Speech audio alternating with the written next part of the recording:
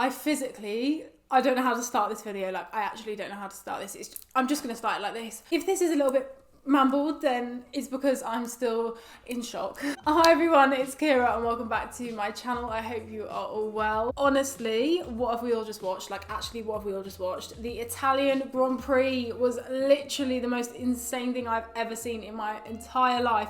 We thought Brazil last year was good. We thought Germany last year was good. We thought, can't even remember what other races we thought were good.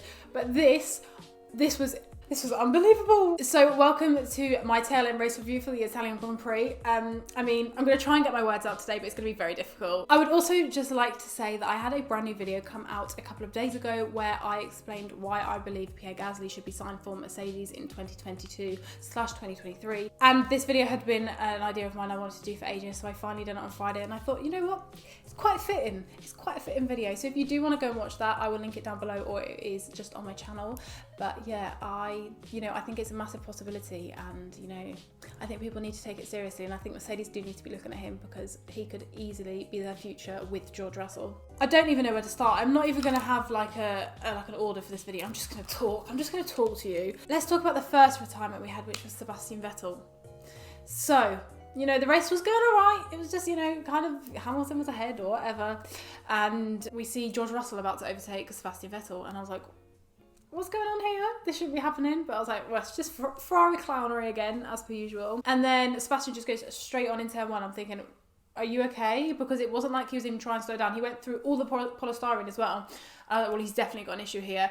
And then we find out that he has a brake failure. And I was just like, do you know what? This is just setting up the weekend for Ferrari. And I actually sat and said, oh, I bet Charles Leclerc gets all the luck. Like, why is Charles always the one staying in the race when Sebastian's out? And then we see he'll go into the wall. So that was after the red flag. That was a safety car start. But obviously we had the red flag first, which was for Kevin Magnussen. So Kevin Magnussen had what I think is a mechanical issue. I don't really know exactly what it was, to what extent. Haas haven't said anything. Haas are actually really bad at saying things. Like, normally most teams will say what's happened with the car, so you can kind of know about it straight away, whereas Haas just don't. So obviously we know we got that red flag situation, and in the red flag I'm kind of thinking, hang on a minute, Pierre has just pitted before the safety car. He's done this so well, because initially when he pitted a lap before the safety car, I was like, excuse me, why are you pitting now? The safety car's in a minute.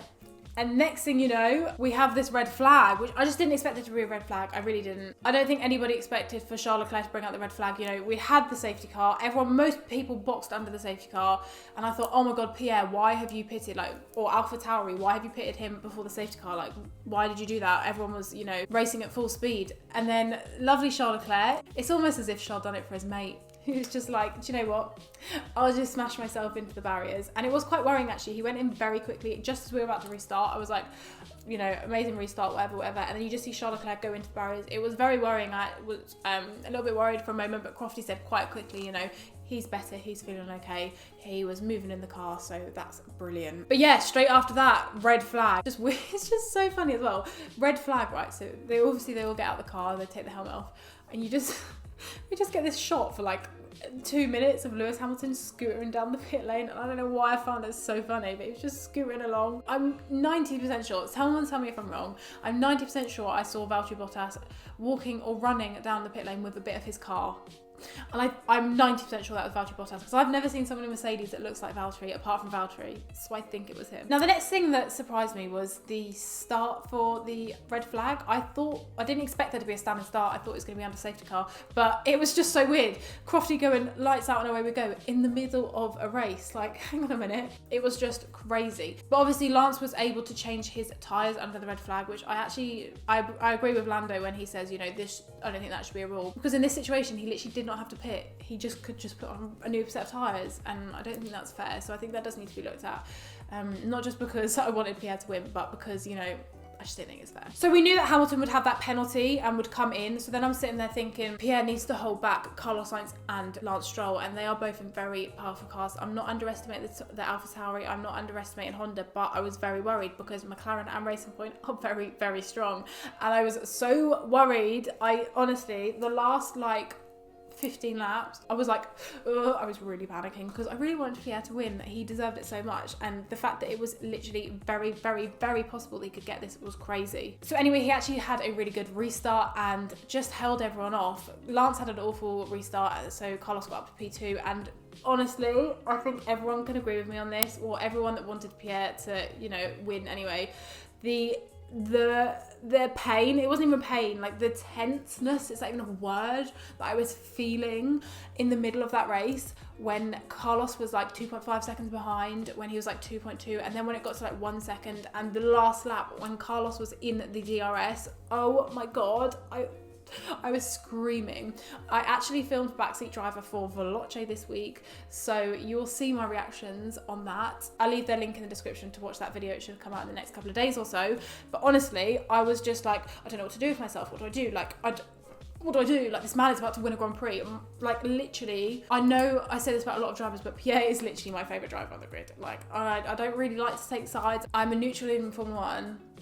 But my favourite is Pierre Gasly. So you can completely understand why I was so excited for this, because he just deserves it so much. We know what he's been through, and the final 10 laps, I've never felt so sick in my life, and I just started crying at the end because I couldn't believe he'd done it. But overall, what an incredible race. Obviously, it was absolutely awful for Ferrari. It was just diabolical. Not great for Kevin Magnussen, but great for us. And then just, it was so refreshing to see a different podium. It was so refreshing to see. We literally had a Mercedes powered car, a Honda powered car, and a Renault powered car on the podium. Like, what? Okay, so moving on to predictions now. Now, obviously, I made my predictions last week for this week, and I think I was wrong. So for qualifying, I predicted it would be Lewis Hamilton for P1, Valtteri Bottas in P2, and Daniel Ricciardo in P3, obviously coming off how good he was in Spa. But it was actually Lewis Hamilton in P1, Valtteri Bottas in P2, and Carlos Sainz in P3. Now, I was kind of edging towards Carlos last week, and I know I say that every week, but I just thought Daniel would have the edge over the McLarens, but Daniel was actually P7 in qualifying. For the race, I said Lewis Hamilton, Max Verstappen, and Daniel Ricciardo. How wrong was I? Extremely. Max retired. So I was very wrong. The race was actually Pierre Gasly, Carlos Sainz, and Lance Stroll. Can we talk about how good Lance was as well? Like, he's not getting the praise for getting that P3. Very, very impressive. For fastest lap, I said Esteban Ocon, but it was actually Lewis Hamilton. Obviously, after that penalty, he was trying to climb up the field to regain something, so I mean, at least he got 1 point there. And to retire first, I said Sebastian Vettel. Now, last week in my video, I said something like, I just feel like something's going to happen to a Ferrari at Monza, so I'm going to pick Sebastian. I mean, I didn't really have to pick. I could have said one or the other and it would have worked, but it was actually Sebastian Vettel that retired first, and unfortunately his teammate too.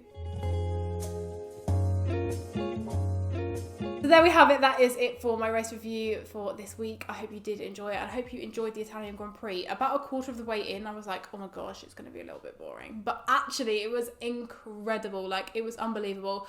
I just want to say how amazingly proud I am of Pierre Gasly. I am not just saying it because, you know, I like him as a driver, but I just think he's been through so much. I think anybody could agree with me. He's been through so much the past like 18 months, and I'm so glad he's finally getting the recognition and the achievements that he deserves within Formula 1, because he is just one of the greatest drivers I have ever seen. So thank you again for watching this video, and I'll see you again soon for a brand new one. Bye bye.